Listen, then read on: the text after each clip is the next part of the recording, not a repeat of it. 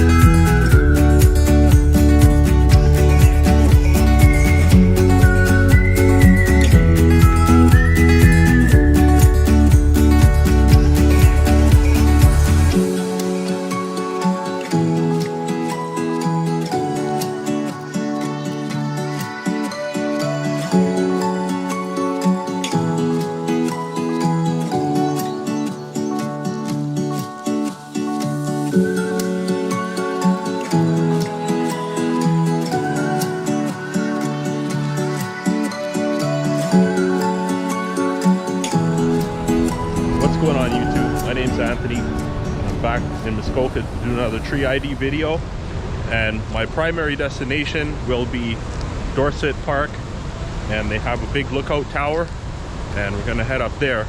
But before I do that, Daniel Atkins asked me to come back here in the fall last year when I did the trip in May, so I came back and I got the fall colors in.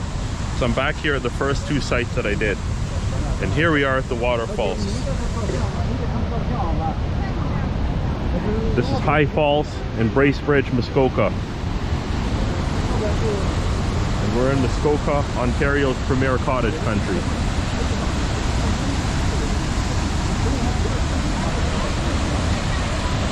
Fall colors haven't quite set in yet.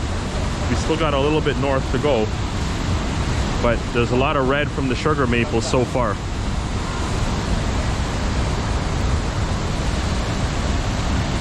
This is the Muskoka River that winds all through the region of Muskoka, and it empties out into Georgian Bay, which is part of Lake Huron.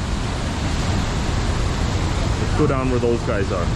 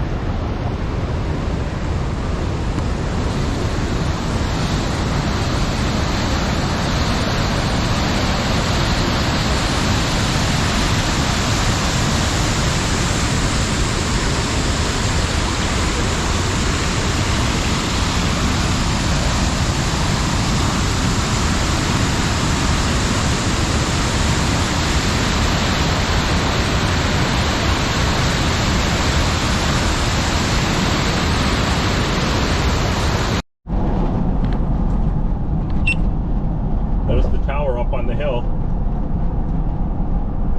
Wow, that's quite elevated.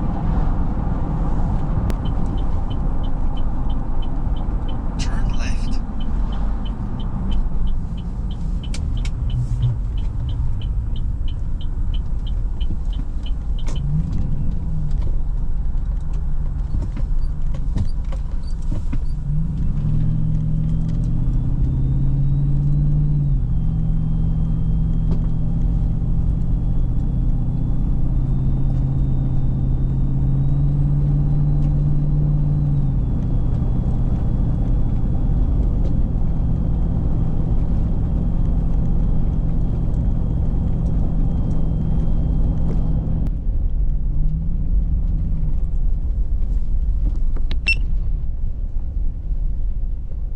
We gotta pay a toll here.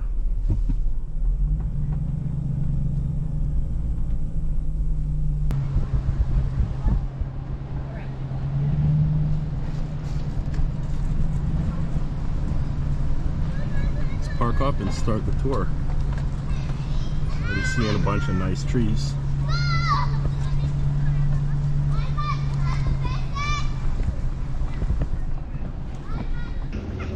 Okay guys, let's begin our tree ID. Just changed the tire. This is my shirt from the Adventure Roads channel, and they sent it out to me, so thanks to them. And I love this shirt, it's very comfortable. So let's start with this tree. And here we have a big sugar maple. And that's what most of the trees are going to be around here. And there's a bunch of oaks I've seen already, and I think this one might be an ash. But how you identify the maple, I'll pick a leaf off here. You see the color will change from orange to yellow to red to pinkish red. And how you tell the sugar maple leaf is it's got this nice tall lobe on the top of the leaf. It looks somewhat like silver maple, but the two gaps between the lobes, they're actually deeper on the silver maple, and the silver maple is a little more distinct and pointy on the ends of the lobes. And this one's an ash tree, and we can't get up to the leaves because they're way high up there. If you look at the bark, you can just tell by this pattern. I know as someone not familiar with trees, bark looks all the same, but I mean, look at these cross patterns. This is an old tree. It's not very big, but it's an old tree. And you could see that the bark is very defined. And usually with smaller trees, it'll be a little bit less more 3D and a little bit more flat.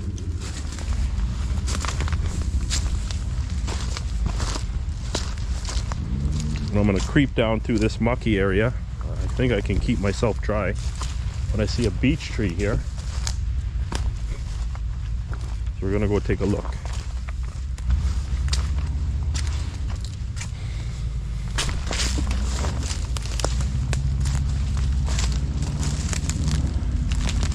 And there's the beech with the smooth bark. And you see this one looks really rough, but this is an old tree. And they tend to rot out. Maybe a squirrel lives down in there. But you can see the beech leaves. They got this diamond shape and they got the serrated edge. There's a lot of trees that look like beech trees too, or the leaves anyway. They have the same style leaf, like elm trees have that, ironwood has that, and there's another couple as well. But what's a giveaway is see these two young trees, the nice smooth bark.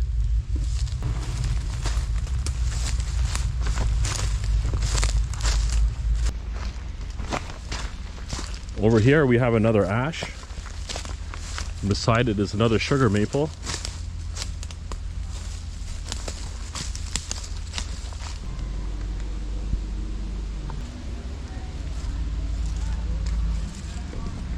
And here we have a red oak. And all the leaves are way up there. And we have some more beech leaves in front of us with this small beech tree here. But you can tell by this splotchy bark, it's raised, but it's a little flat on the surface. And it's very distinct from white oak. White oak tends to have thinner strips or thinner ridges of bark. I think I see an ironwood here. And like I was just telling you about the ironwood, see those serrated leaves? They look a lot like the beech, but they have more serrations on the edges than the beech. And how you can tell the ironwood is you can see these symmetrical rows or ridges of bark. It's like flat bark and you can kind of peel it off. And you'll also notice that it has like a spiraling shape as it goes down. Like see this ridge here? If you follow it down, it's going towards the other side of the tree. So it's wrapping around. I haven't seen any big ironwoods around. But that pattern is really distinct when you see the big ones.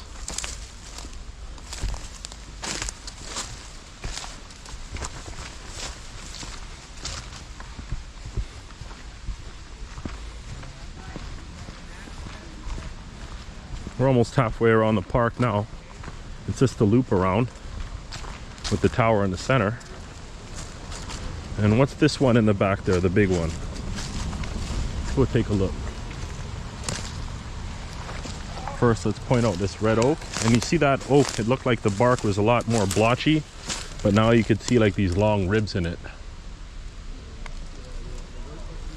These nice long strips.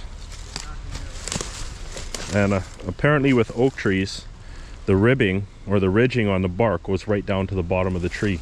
Another ironwood? Yes, it is.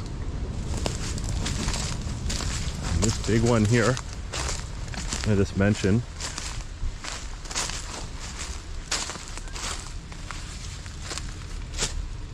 This is another oak, but I'm not sure what type of oak this is. I'm looking up at the leaves, and oh, this is a white oak. It looks like it up there.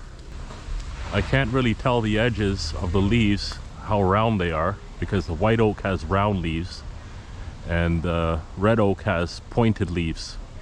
So this one doesn't really look like a white oak. Maybe it's a swamp white oak. I'm not sure. I've never seen a big swamp white oak. Anything else around here? There's lots of ironwood. And this is reminding me of the other two sites that I did the tree ID.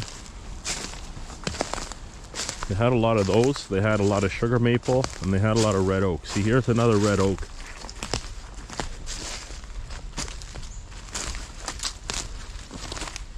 Lots of oak.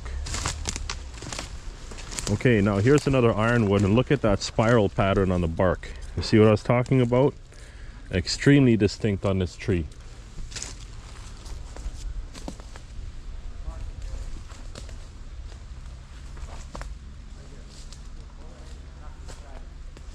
Here's another small beech with the smooth bark. So let's do a comparison of the beech leaf and the ironwood leaf since I'm so close. And you can see the serration. Got quite a lot of points on those. And you can see these ones, not very many. There's maybe about 15 on this side. And there's probably about 60 serrated edges on each side of this one. The third site that I did in my last video from last fall at Huckleberry Rock Point, there was a lot of beech there, but not at the other places. I didn't see any other beech trees at the other places, but yeah, the Huckleberry Lookout had a lot of them. I think I see a silver maple here.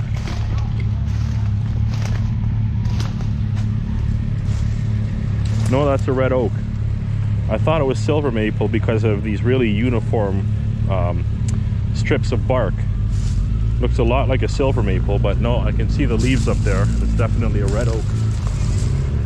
And here's an old beech tree that's really rotten, and the bark is starting to peel off. I call the beech tree the elephant's foot, or the elephant's leg. It looks like an elephant's leg, you know what I mean? Toes and everything, right? Let's cross here and go around the edges. And we'll work our way towards the tower.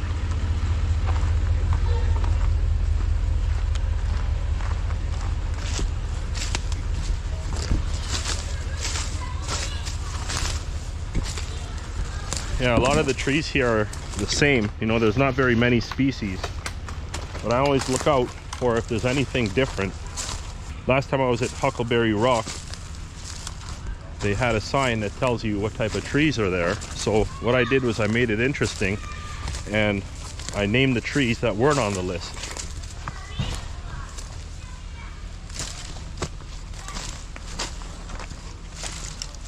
There's some white birch on the ground. White birch tends to rot, so no wonder why it's in this state. It's all squishy. Okay, here's a small red oak. And you can see those pointy leaves. All pointy on the ends. Another ironwood, another sugar maple.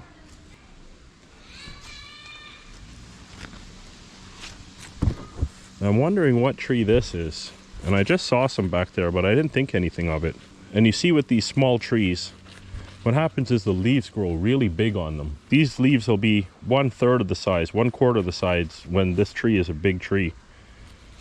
Now it's kind of reminding me of sycamore maple, but I'm looking at the bark and I can't see the blotchiness of the bark, because the bark looks like almost like camo in a way, but like not camo colors, but it just looks blotchy like that. You know, you have a patch here, a patch there, and very distinct. That one's bugging me because there's a few here and I've never had any of those trees for firewood. So maybe we'll see something bigger. You know, here's a bunch more of those. Maybe I'll figure it out before I get out of here. I see you could walk further down here too. Oh, life. We're getting to a bit of a lookout here, so we'll have some view before we get to the lookout tower. I'm seeing more red oaks in front of me here. Got a little trail marker.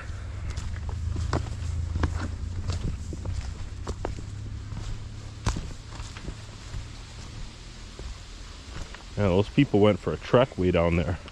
Looks like we might get a little sun popping through the clouds. Hopefully that happens when we're up in the lookout tower. That just makes all these colors brighter, right? What's this? Another red oak? Another 2 red oaks? Yes, it is. Now we can actually grab a leaf and I can show you. You can see those distinct pointy edges?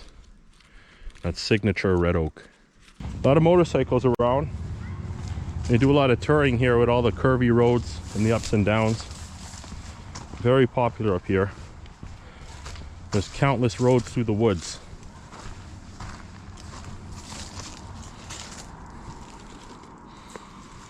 Tons and tons of oaks, guys. Like crazy. And here is, looks like a river birch. And river birch is distinct from white birch because the bark tends to peel a lot. Like you'll see the bark and it'll look totally shredded. Look at this chipmunk, he's all mad at me.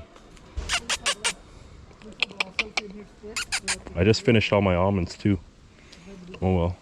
Okay, this is not a sycamore maple, but I've never seen anything like this. Look at that bark. Look at these stripes on it. I'm gonna see if I could Google Lens it right now and get an ID, because it's really got me wondering. Okay guys, look like it says striped maple. This says Nova Scotia, but I don't know if we have that here. But I'm guessing because of the striped bark, that's why it's called a striped maple. And I mean, it does shape like a maple leaf to begin with, right? So I'm 99% sure about that, and we'll check later and verify. Dorset Observation Lookout and Picnic Site was originally used for protection of surrounding forests. Basically, they're using the site to look for forest fires. 1922, a tower was erected and utilized for fire detection until 1961. Aircraft are presently employed for locating fires. The original tower was replaced with the present structure in 1967 for your viewing pleasure. The upper observation level is 142 meters above lake level and provides a view of 803 square kilometers. Okay, we're gonna have to creep back into the bushes a little bit if we really want to see some different species, because I'm just seeing the same thing everywhere. And I guess you could say that striped maple is already making it interesting for me. Can't go too far down. There's a little drop off there. I'm gonna go back up actually because there's a fence.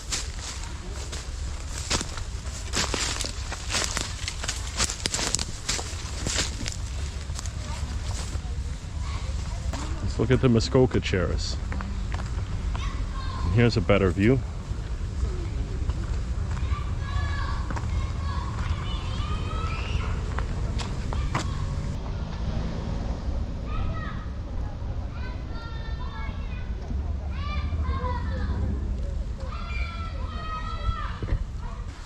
This reminds me of Lion's Lookout in Huntsville, which we're going to be at very soon.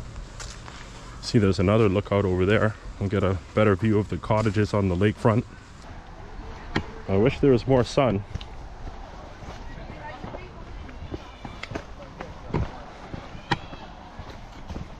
I'll stop here and take a couple pictures.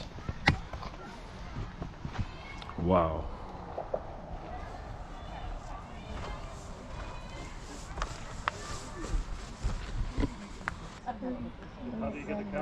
That's the road that I came in. I came around this lake and I came down through that valley there. So we started way down there, and then I'm going to be heading back up to the west. And actually I got to drop down a bit that way and then come back up to the last site.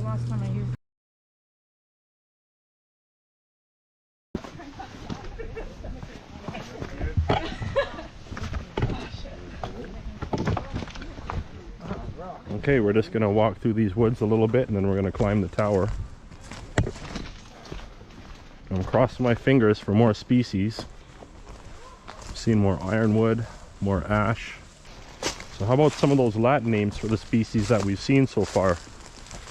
So we've seen Quercus rubra, which is a red oak, Acer saccharum, which is a sugar maple, and obviously I don't know the one for the striped maple, the beech, and the white birch is that Betula papifera or something like that? And that's where you get the word paper. Also called paper birch. So we've seen no silver maple, which is Acer saccharinum. And ironwood I don't touch on too much. I don't get any in the city. I've had ironwood a couple times in the city, but I don't know what that one is. And the ironwood's also called hop hornbeam. And ash, see, I should know the ash. It's on the tip of my tongue, but I can't remember. I don't really use those Latin terms too much, you know. They're not really important in the firewood business. What's this one? This, you know what, this is linden. And you could see the leaves of the basswood. They've got like a heart shape to them. They don't have the tuck in at the top like the hearts, but they have the point at the end, right? So this is not a very good hardwood, but when you cut into it, the fresh green wood or the fresh wet chips that come out, it smells like Pepsi. And when you burn it, it smells like a type of incense. So we finally did have another type of tree in here.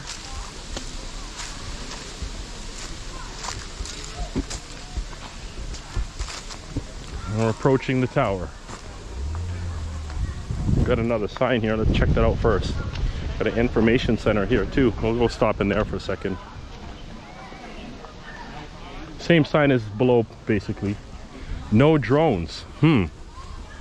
Well, so much for that, but who needs a drone when you have this giant tower here?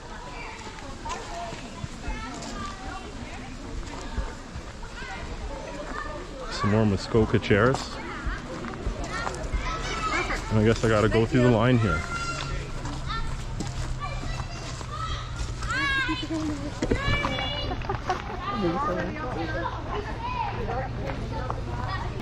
How you doing? Good.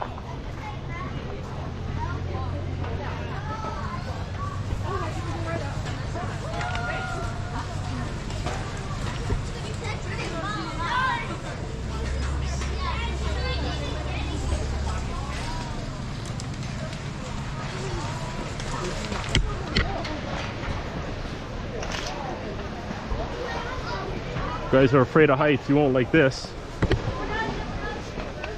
Recording? Yeah. You say? Yeah. I'm not too good with the heights, but as long as I know it's secure, I'm fine. What happens to me with heights when I start feeling the effects? My hamstrings go all numb. So I'm sure not to step before, your legs just give right out on you, right?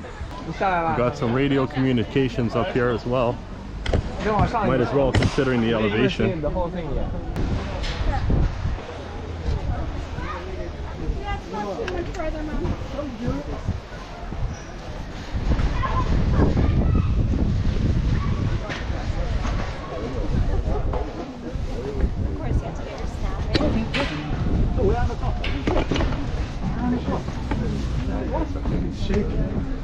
Okay, here we are, guys. Lots of people having trouble climbing this thing, but it wasn't too bad.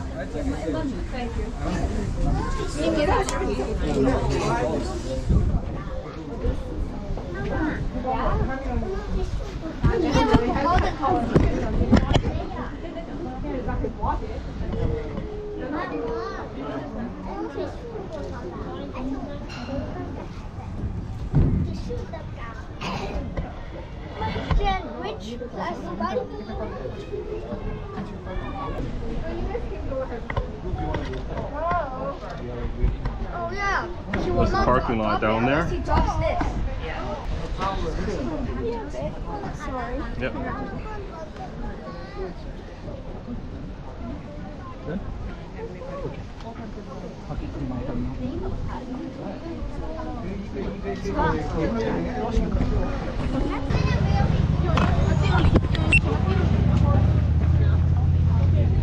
Okay, guys. That was fun. A little harrowing, you know, but not my thing. As you can see, I'll do it, but not looking to be in those type of places. Let's go look at the information center and then we're gonna get out of here. Maybe we'll spot one more tree as I walk back to the truck. One more type of species that I haven't seen before. I would never.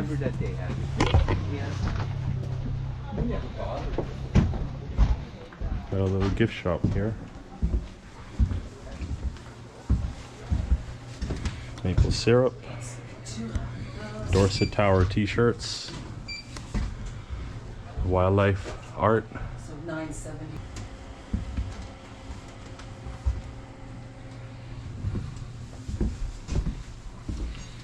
Oh, pins from where people have been. Yes, that's what it is. Lots of them in the northeast United States and southeastern Canada. Not quite far eastern, but a bunch of people from all over. Wow, look at all these places. People been here from everywhere. Any from where my parents came from? Trinidad, of course. There's always going to be some people from Trinidad, right beside Venezuela. And the last island in the Caribbean archipelago. All right, have a nice day. You as well. Thanks for listening. Yeah, thank you. Okay, guys, let's get out of here. The sun's still up there a bit. I was observing it from the tower. So hopefully we can catch the sunset in Huntsville. Now, last year when I got there, the sun had descended below the horizon for the level that we were at. But when I sent the drone up, the drone actually saw over the edge and it got some of the sunlight. So hopefully we get there before the sun lowers below the horizon. All right, so we're definitely heading to see the best tree of the whole trip, no matter where I go. That's what I think anyway. Wait till you guys see this tree.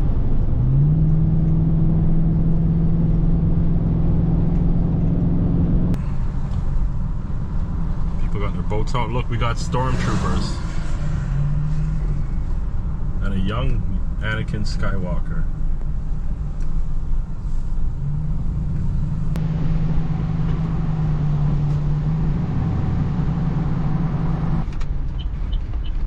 Well, the moment of truth, guys. We're here at the right time.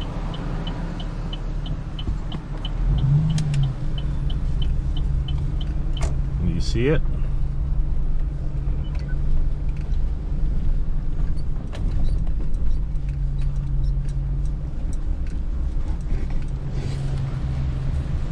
Look at this red maple tree, guys.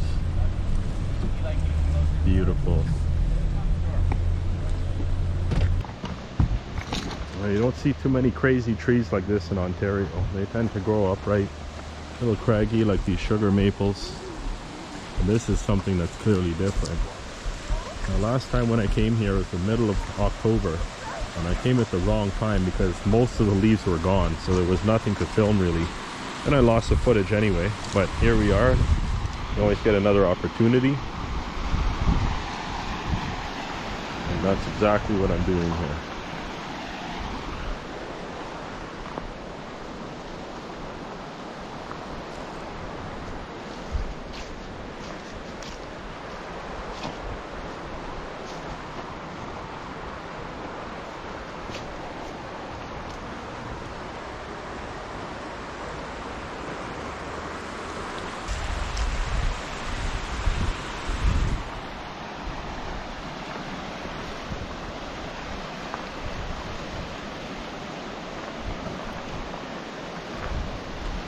Let's get up close and see the red maple leaves.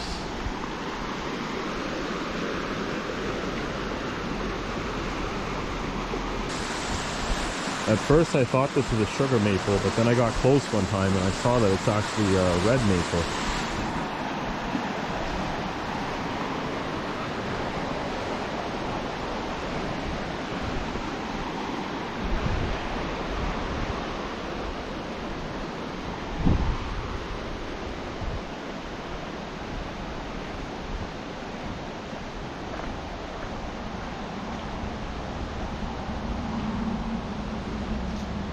Well, I got some bad news.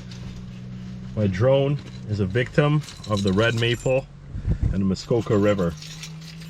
So it just got caught up in the branches. I don't know how it got that close, but it was behind the tree from where I was and I couldn't see it. And I was just trying to maneuver around it. And then it hit the tree and I saw something drop in the water, so I thought that was a drone that was gone already. And then I saw something, it looked like it was floating slowly into the water. And I realized it was the drone at the last second and I just saw it drop into the current. I got it off Amazon and they told me that they didn't deliver it to me and they sent me a refund. So I got my money back and I had a free drone, but I didn't like that drone anyway. I'd rather get a better one. So anyways, let's say goodbye to the maple and we're gonna go to our next stop. All right, we're getting close, guys, and looks like they're building some type of resort up here. That's what this area of Muskoka is known for, all these big resorts that you can come and stay at.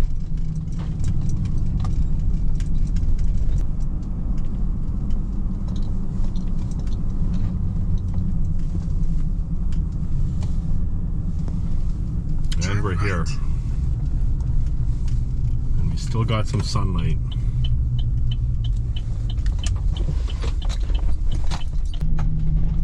A steep hill. We're gonna have some nice light on these white pines too. We're just gonna go off to the edge on the left here.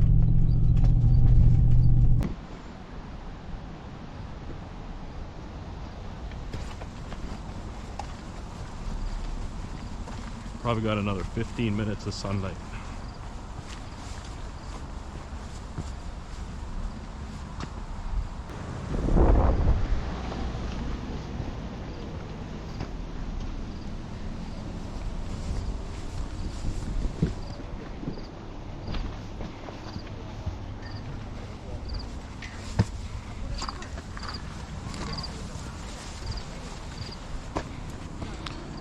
There's actually not too much red. You'd see more red if you come here at the right time, so probably next week would be better, as I said.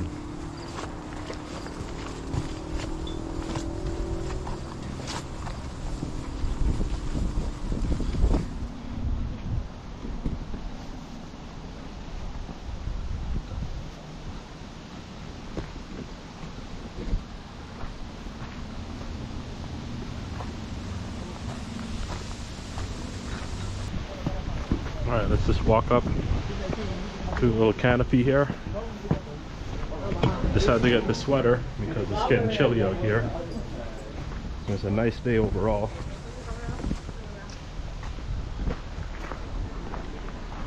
Look at the view, guys. Wish I had a little more sun and the sun was higher, but good enough, I'll take that.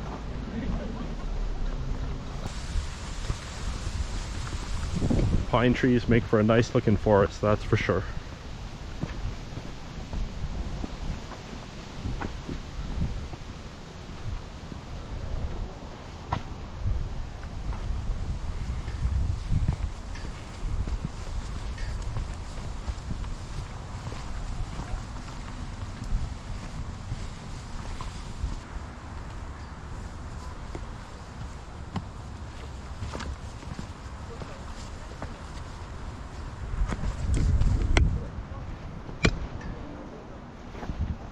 Alright guys, so the video is just about done and I really enjoyed this trip. I enjoyed that lookout, and unfortunately some things can't go the way you want, right? So everything went smoothly except for losing the drone. I got to the right places at the right times and it was a great trip.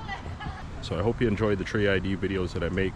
Watch my other Firewood videos, my other World War II history, and I got a lot of fun stuff for you guys to watch. Anyways, thanks for watching. Like, subscribe, share, comment, and all that good stuff.